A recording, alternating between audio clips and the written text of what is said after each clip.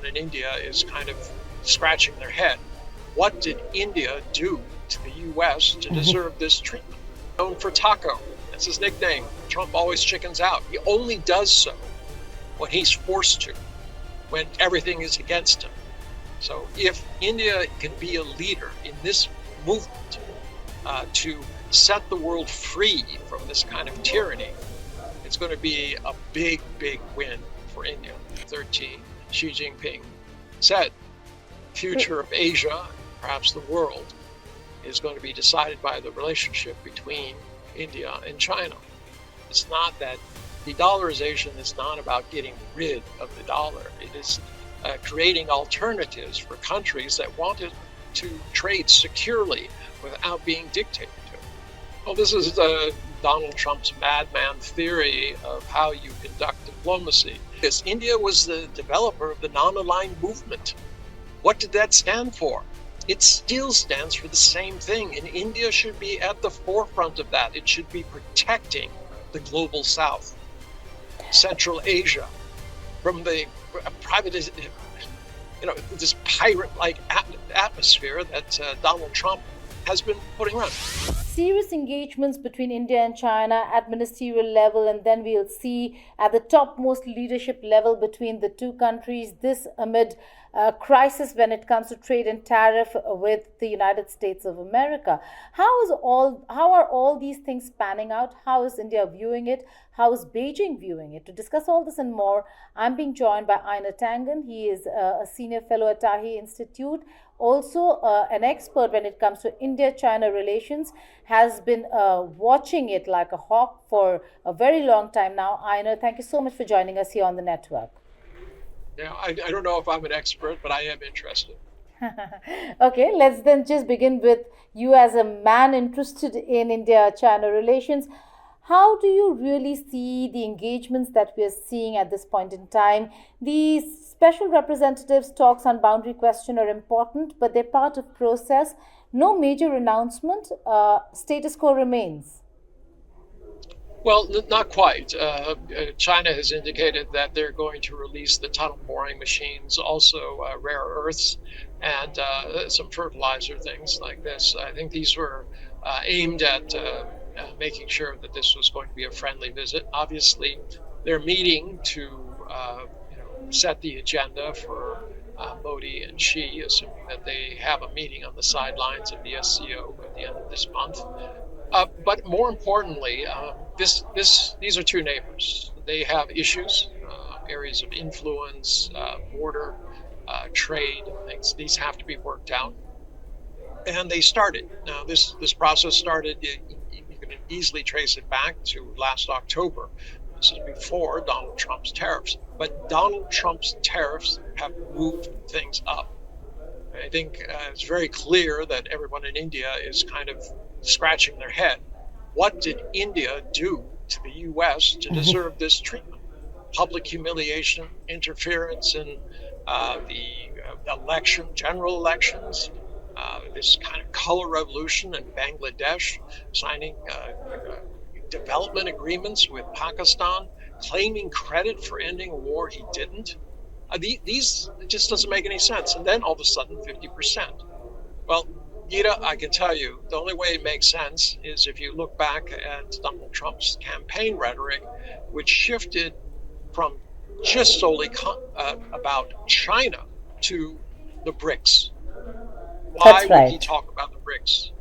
He has done so because if there's anything that keeps people in Washington up late or sleepless at night, it is the idea that 40% of the world's GDP, the majority of people, markets, resources, and 4 times the amount of manufacturing of the world would get together, 10 countries, with many more wanting to join, and go to the United States and say, the days of this unilateral hegemony is over.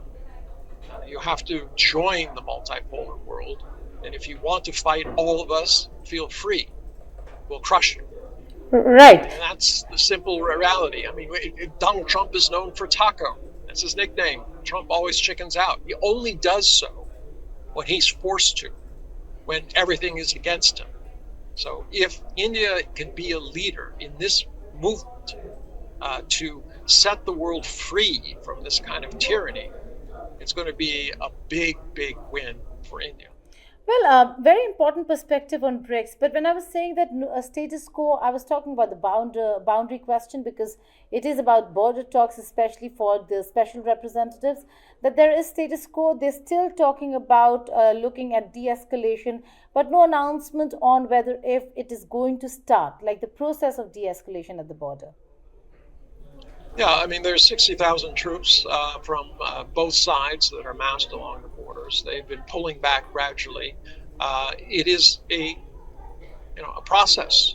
There is a lot of distrust on both sides in terms of from the Galwan incident, and they're testing each other to make sure that this is real. I mean, China has been throwing a goodwill gesture out there. Saying that, look, we're going to do some things economically, but they're concerned. Is this just a stalking horse? Is Delhi looking to get leverage with the United States by going to Beijing, or is this legitimately a falling attempt? The border issue will last beyond Trump, but trust is something that has to be built up over time. It can be lost in an instant. And at this point, both sides have to slowly move at this in a very kind of crab-like way in order to be assured that the other one is not acting in bad faith.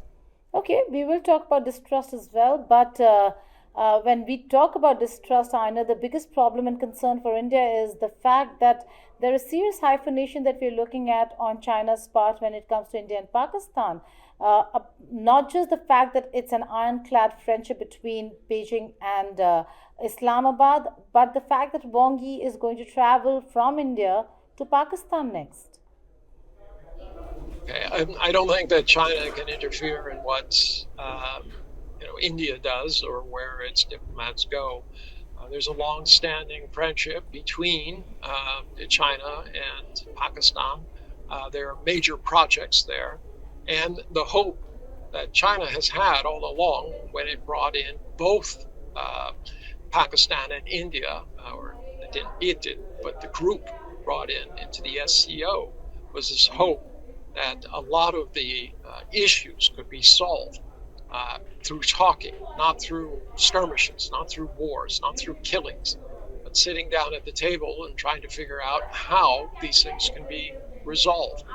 And I think China is still dedicated to that idea. That's why it talks to India. That's why in 2013, Xi Jinping said, future of Asia, perhaps the world, is going to be decided by the relationship between India and China. I still feel that's true, but it doesn't mean to the exclusion of all other countries. It's a global, multipolar world where all countries have to be given a chance. Pakistan is a mess, right? Everybody knows that. Last thing China wants is Pakistan to dissolve. I don't think India wants that also. You do not want unknown people in charge of nuclear weapons. Right. I know a very important perspective that you put across on the BRICS. Can this entire minilateral that we're looking at, or this grouping, become an alternative to what America is, and in the process of the idea of de-dollarization, could BRICS really play a role? Could it be an alternative to the United States of America and its bullying across the world? Well, I mean, there are already alternatives to the US dollar. India employs them in terms of direct currency transactions, especially with Russia, but with all other countries, and it's trying to expand that. China does that as well. It has over 140 countries where it's the primary trade partner for that country, and it makes more sense rather than risking buying dollars, which, since Donald Trump has gone into the office, have deteriorated by 10%. Obviously, countries are perturbed.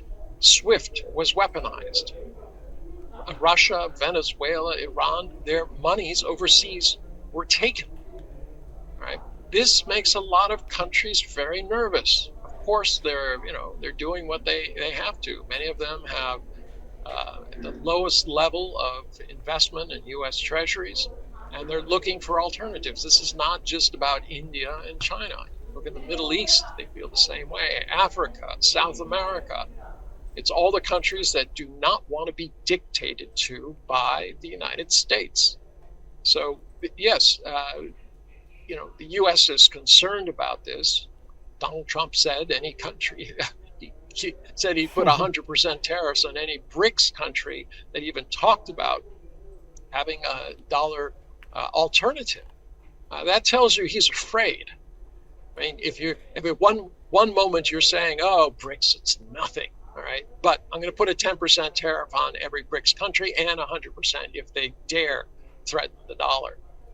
That tells you a lot right there, and that's really what the issue here is. It's not that de-dollarization is not about getting rid of the dollar. It is creating alternatives for countries that want to trade securely without being dictated to. Right. Another news that has come in, Einar, is of what the US is doing, apart from the fact that they're actually engaging Beijing and there's serious trade talks that are taking place between between the US and China. Trump administration has now cracked down on what they call Chinese imports targeting forced labor. Homeland Security Department has added steel, copper, and lithium to a high priority enforcement list, talking about slave labor over here. Your reaction to what is it that the Trump administration is doing on the one hand, engaging Beijing on the other, punishing Beijing with sanctions? Well, this is Donald Trump's madman theory of how you conduct diplomacy. He has said, I don't want anyone to know what I'm thinking or what I'm going to do. I want them guessing. Well, that might work in real estate. But the fact is, in diplomacy and business, people want predictability. I'm going to invest if I don't know if I'm going to get my money back. So Donald Trump is literally hurting his own cause. I mean, in China, many people that I've run into have said that the best gift that America has given to China in recent times has been Donald Trump. He's single-handedly driven away his allies, including India, his neighbors, including Mexico and Canada, his traditional allies in Europe. He's castigated and minimized countries in South America, Africa. I mean, I don't know how else you can put it. He's really helping China with its very, very different approach, which says that, it's a community of shared values and we're going to sink or swim together, literally, when it comes to climate change. Well, in terms of Russia, India, China, do you think there is a possibility of reviving the RIC in wake of what's happening across the world, particularly not just when it comes to tariff war with America, but also conflicts where these three countries have been on the same page, interestingly, on every aspect and every conflict in most parts of the world? Yeah, because they share a global South view. They're not in favor of the kind of hegemonic warmongering that has been going on and coming from the United States, supported often by Europe. Those days are over. But this idea that it has to be Russia, China, India is nonsense. Look, India's part of BRICS. I have not heard one Indian commentator, and I've done 9 shows in the last 2 days, mention Brazil. 50% tariffs on them as well. And why? Because he says he wants Bolsonaro, who attempted to overthrow his own government and keep himself in power, he wants him out of jail. I mean, doesn't that bother you? I mean, South Africa, 30% tariffs. Donald Trump is going after BRICS. That is why. What did India do to the United States to deserve what it's gotten in the last few months? You have to ask yourself that. So it cannot be about what India did. It's what India represents. All right? A member of BRICS. Right. Most populous nation on earth. One that is growing. One that has young people. This is what keeps Washington up at night. Look, India should be leading this. India was the developer of the non-aligned movement. What did that stand for? It still stands for the same thing, and India should be at the forefront of that. It should be protecting the global south, Central Asia, from the private, this pirate-like atmosphere that Donald Trump has been putting around. Can you imagine 180 tariffs, including against some very confused penguins? It doesn't even make sense. I mean, and in India, I mean, America has trumpeted for years, tens of years, that India was a valuable ally and was going to be a counterweight to Chinese expansion, right? So, where is all of that? How can that possibly dissolve in 6 months? Do you think India made a mistake, Einar? Do you think India made a mistake by engaging America so aggressively in the last 2 terms of the Modi administration as it did? Should it have looked at China as well? The U.S.? India. Did India make a mistake by looking and putting a lot of its eggs in the American basket? No, look, it's not a mistake. I mean, India was looking at rational issues. It has issues with China in terms of the border, traditional areas of influence. It was trying to balance its relationship. And have you heard anyone coming from Beijing saying to India, look, you have to give up the U.S., all right? You can't have relations with them. You have to do something to, make their trade more expensive. No, you haven't. But you have heard that from the United States. That should give you a very clear indication of where things stand. And India now is in a situation where it's been pushed too far. I mean, come on. Everything that's been happening with the interference in your elections, Bangladesh, this new development agreement with Pakistan, claiming credit for something that didn't happen, tariffs on top of tariffs. As I said, it's befuddling unless you look at it in a larger lens and you see that what Washington is afraid of is that India is going to lead, because India is the pivot point. If India switches over and says it is time to put an end to this nonsense, it is time for the globe, the rest of the world, to stand together and say we do not submit any longer. We are no longer colonial vestiges to be ordered around. India does that. Washington knows it's all over. I know. My final question to you is: this engagement that we're seeing a reset, forward movement, and can India really trust China when China continues to engage Pakistan, protect Pakistan, even block terrorists from designation for Pakistan? I could ask you the same question. Can Beijing trust Delhi when Delhi is part of an alliance that is targeting China, when it continues to play footsie with the United States? I mean, these are two countries who are neighbors. They lost trust over Galwan and other issues. It is time for these two civilization states realize that neither one of them are going anywhere, that there has to be resolution to the issues in there. Trust has to be built slowly, based on actions, not words. But you have to start somewhere. And while you can have suspicions about anybody, you can point to this and that. The issue is, what is the future? I want a future under the United States where, whoever is in power is going to dictate what you do. And if you fight back, you're involved in an asymmetrical conflict, which is very difficult to win. Or do you want to be a proud nation that determines its own future in a multipolar world where consensus, right, and cooperation are the main key elements? US could be a problem, Einar, but Pakistan is too near and too real for India. You can say that. So is the United States. You have to start looking at these freedom of navigation patrols that go up and down between Taiwan and China. The fact that the US says there is going to be a war. It's asking countries, Japan and Australia, what are you going to do if we go to war over Taiwan? Right? Do you think that bothers anybody in Beijing? I mean, it's easy to see things through the lens of your own issues, but you have to sometimes step back and see exactly what's happening, how others feel about this.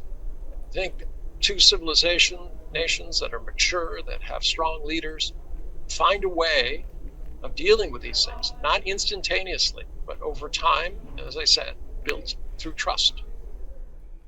Okay, and is it reset or forward movement? I think it's forward movement. As I said, there was an indication in October, very strong when Modi and Xi met, where they said, okay, it's time to figure things out. And this is a continuation of that. Donald Trump is simply something that has hastened things because of his erratic and unreliable actions. Okay, Einar Tangen, thank you so much for joining us here on the network. Thank you, Peter.